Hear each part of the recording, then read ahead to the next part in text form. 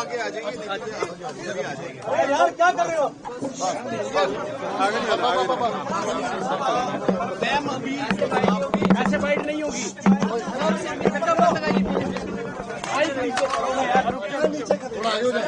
थोड़ा पीछे करो, थोड़ा पीछे करो। बाइक डाउन करो, ऐसे नहीं होगी बात। भाई आपको पहले भी बोला, अगर थोड़ा सा शांति, जो थोड़ा शांति रखेंगे तो बस इससे आगे नहीं आना।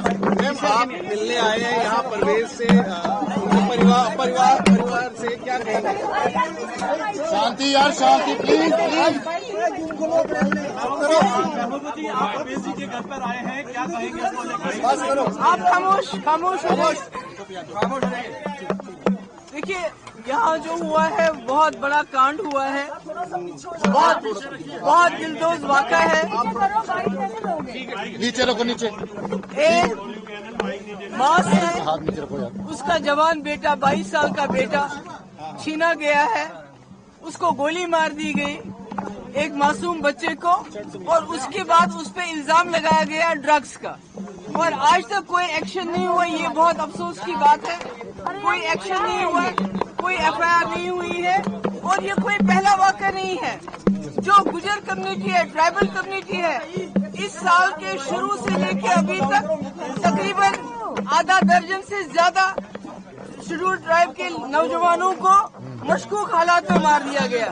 मखनदीन से शुरू हुआ, कुलगाम के 3 लड़के जिनको बोला ये दरिया में डूब गए, अल्ताफ लाली बांडीपोर का, टंगमर नूराबाद का लड़का जिसको बोला उसने दरिया में छलांग लगाई।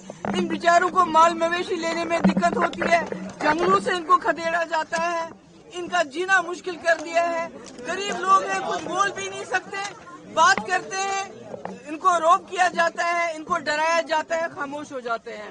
ये बड़े वफादार लोग हैं, मुल्क के वफादार हैं, कौम के वफादार हैं। अगर इनके साथ इसी तरह जुल्म होता रहा तो आप इनको दीवार के साथ लगा रहे हैं। You are pushing them to the wall. तो आप एक वफादार कौम को के ऊपर जाती करके उनको बहुत पूरे मुल्क के लिए मुश्किल हालात पैदा कर रहे हैं।